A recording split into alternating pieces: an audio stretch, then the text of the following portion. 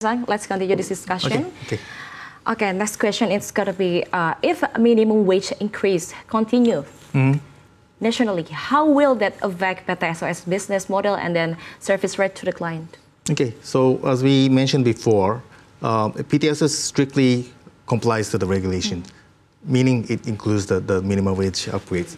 So year by year, when we renew our project or we have new projects, our priority is to maintain the minimum wage requirement. So it can affect positively to our business because the revenue is can raise due to the minimum wage range. Of course, our cost also raises. So, but ultimately, it's a benefit to our business as long as we can maintain the customers who are willing to pay the minimum wage. Some customers, unfortunately, do not will to pay the minimum wage. So our strategy is to select customers who can follow the regulation and pay the minimum wage. So our business is not damaged in any way by the minimum wage upgrade. Okay, now we talk about technology with the increasing use of technology. Has PT SOS adopt any digital tools for monitoring or training its workforce? Okay, I think one of the strengths of SOS is that our principal shareholder is a company called Oursourcing, which is Outsourcing, Oursourcing, which is one of the major security companies in Japan. So in Japan, of course, the security is provided through manpower, but also supported by the technical devices and IT, technology. So we have the support from the Japan shareholder, which we can bring the technology that is already used in Japan and provide customer with sort of hybrid services, combining the manpower and also the technical systems and devices. Okay, how strong the technology to support your company? Sorry, again? Now? How strong? How strong? The technology to support. Okay, I think the industry is still quite manpower, oriented in terms of outsourcing, and especially for security, maybe. But I think in the future, I think there will be more opportunity for us to bring in the technology. From a financial perspective, what is the trend of PT SOS operating margins? Does large scale always mean more efficiency in this business? Okay, so we maintain healthy and stable margins, even in the face of industry pressures. By being highly selective in our client portfolio, we focus on partnerships that align with our service standards and cost structure.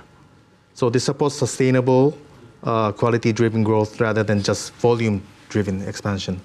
But of course, we are not immune to cost pressures. So rising compliance costs, investment in systems, and training program all affect margins. Having said that, working with large-scale clients give us better economies of scale and more predictable value. And going forward, we are focusing on 3 levers: operational efficiency, deeper digital integrations, and partnership with clients who share our values of quality and compliance. How do you maintain the trust of your client? We can only win trust from customers through quality. So we try to provide the best quality that we can. The best quality. Exceeding the expectation of the clients. What's the differentiation with another? Again, I think the training of the human resources are asset, of course, and adding the technology and the devices will add more competitive edge to our business. Okay. And then how do you see the future of the support service industry in the next 5 to 10 years? Will it grow stagnant or be impacted by automation? We are optimistic. The support services sector in Indonesia is promised for steady growth, particularly in areas like security and cleaning that still rely heavily on human labor. Automation, yes, will eventually reshape some roles, especially repetitive or high-risk tasks. But there will still be strong demand for the flexible, labor-intensive services. The key challenge will be bridging the digital skill gaps, which is why we are investing heavily in training and workforce environment development. As part of ALSOC, again, a global leader in security service, we are already integrating smart technologies like digital surveillance, automation support, and data-driven systems into our operations. This positions us to offer more efficient and intelligent solutions while continuing to upskill our workforce to the future. Okay. How do you see Indonesia regulation? I think right now.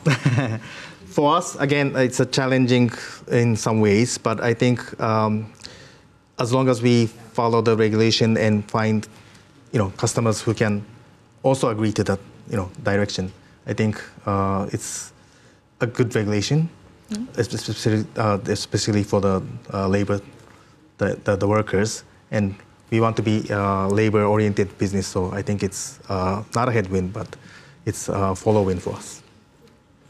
Is there any message from you to your 1,000 labor? Okay, I appreciate all the hard work and everything, daily, the service that they provide, the excellent service that they provide to our customers, and we will continue to try to enhance the capability and educate them so they can be equipped with more skills and talents, which will enhance their ability to work in the labor industry. And the last question is,